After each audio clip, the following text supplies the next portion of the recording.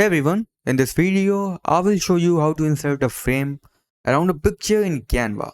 If you find this video helpful, a like and subscribe would mean a lot. Alright, let's dive in. Now first of all, open your design and go on the left side and click on elements. Now head over to search bar and type here a frame. Now go to graphics. Here you can see there are many type of frames. I'm going with this one.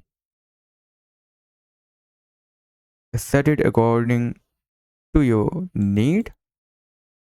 Now select the picture.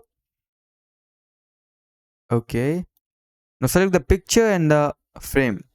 Right click with your mouse and click on group. As you can see, it is looking good. So that's it for the video. That's how you can set a frame around a picture in Canva. Thanks for watching.